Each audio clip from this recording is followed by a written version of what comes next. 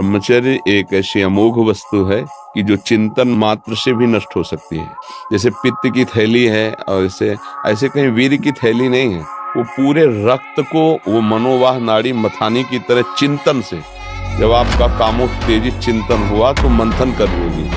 अब मंथन कर दिया तो फिर लघु शंका में, स्वप्न दोष में किसी न किसी तरह निकल जाए। अखंड ब्रह्मचारी के लिए चिंतन भी रोकना है। जीवन में ब्रह्मचारी को कभी भी सानिध्य प्रगट में या एकांत में काम संबंधी चेष्टाओं का नहीं करना चाहिए। बिल्कुल ये पक्की जीवन की बात समझ ले। अगर ब्रह्मचर्य रहना है तो विपरीत आकर्षण जो हो रहा है उससे हमें दूरी बना के रहना।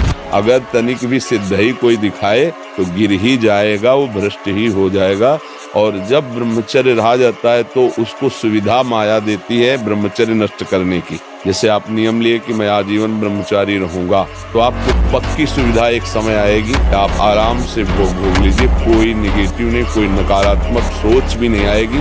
आप उसको स्वीकार करें, क्योंकि आपके व्रत को भंग करने के लिए माया ऐसी सुविधा देगी। रावण युद्ध के समय यज्ञ करता है और यज्ञ में अपनी कुल की देवी की आराधना करता। रावण कुल की देवी की आराधना ब्राह्मणों को बैठा करके जब हवन करवाता, देवता डर गए कि अगर यज्ञ सफल हो गई तो रावण युद्ध जीत जाएगा, राम युद्ध हार जाएंगे। राम जी ने मन में विचार किया, ये काम कौन करेगा। धन्य है प्रभु श्री राम, क्या दूत पाए हैं। हनुमान जी महाराज चरण पकड़ करके बोले, सरकार रावण कितने भी कोटन नाना उपाय कर ले, युद्ध नहीं जीत सकता। तो राम जी ने कहा, तुम्हें कैसे भरोसा।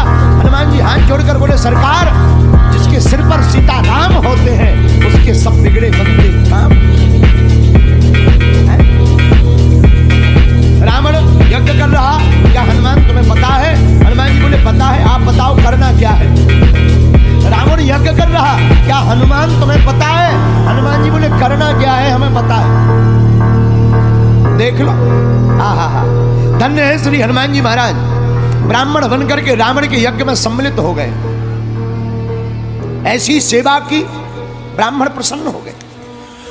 अरे ब्राह्मण देवता आप तो बहुत अच्छे हैं, तो जो ब्राह्मण यज्ञ कर रहे थे वो इनसे प्रसन्न सेवा से मांगो, क्या चाहते हो। हनुमान जी बोले, क्या चाहिए, कुछ नहीं चाहिए, एक अक्षर का आशीर्वाद।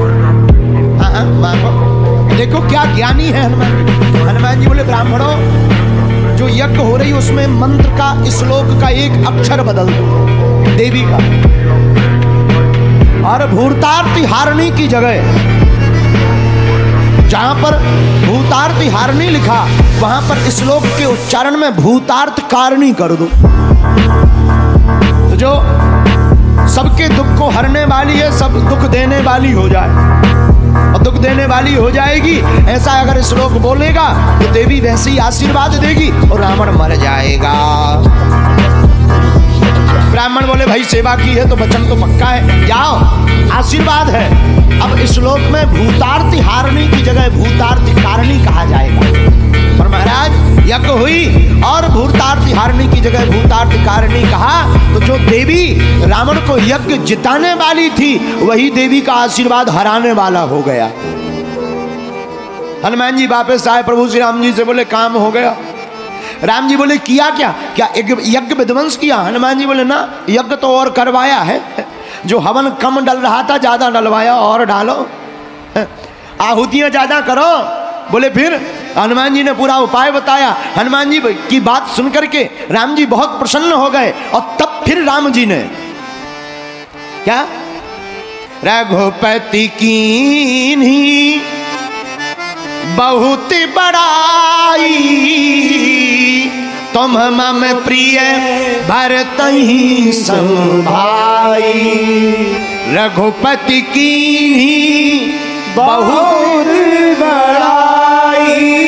तब श्री राम जी ने पुनः हनुमान जी के विवेक और बुद्धि की बड़ाई की। धन्य है वीर हनुमान। जब कोई भी सीढ़ी ऊपर चढ़ाई जाती है तो पूरा आपको चढ़ने के लिए छूट दी जाती है, उसी समय आपको सावधान होना।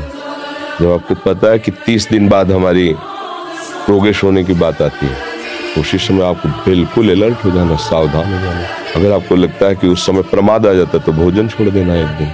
आज मान लो 33वां दिन है, मुझे पता है कि 30 और 35 के अंतर में होता है। हम 5 दिन बिल्कुल अलर्ट रहेंगे, भोजन बिल्कुल ठीक, सावधान, भजन सावधान।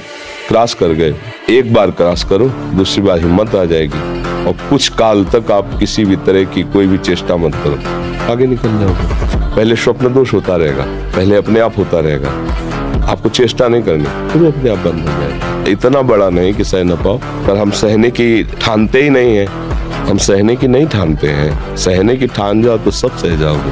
पकड़ो, अरे लेने जाने ना पावे, ले जाने ना पावे, पकड़ो पकड़ो, छुड़ा लो छुड़ा लो, जानकी जी को ना ले जाने पावे। तो राम जी का किए, परशुराम जी को बुलवा लिए।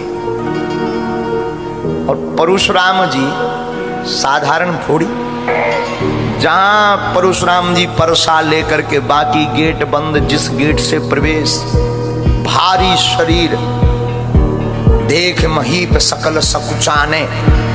साब राजा जैसे ही परशुराम जी प्रवेश भय, भारी भभूति लगाए हुए, बड़ी बड़ी जटाएं शीश पर, बैल के समान ऊंचे हष्ट पुष्ट कंधे। वही परशुराम जी जिन्होंने 21 बार पृथ्वी से, धर्मात्मा राजा थे, उनको विहीन करके पृथ्वी को दान दे दिया था भूदेवों को। और जहां उस जमाने में सबसे ज्यादा व्यक्ति अगर किसी को डरता था तो परशुराम जी को। और जो चिल्ला रहे थे पकड़ो पकड़ो, मारो मारो, जहां दरवाजे पे नजर पड़ी, ए दादा परशुराम, तो जो आगे वाले थे जैसे ही देखा दादा परशुराम से चुप हो गए। अब भागते तो बनता नहीं क्योंकि दरवाजा एक ही, साहब खड़े हो गए। पीछे वाला कह रहा है पकड़ो। अच्छा, जो व्यक्ति बोलता है वो करता नहीं, बोलने वाले अक्सर पीछे से पकड़ो पकड़ो पकड़ो, हमारा है, चलो चलो तुम जाओ यार।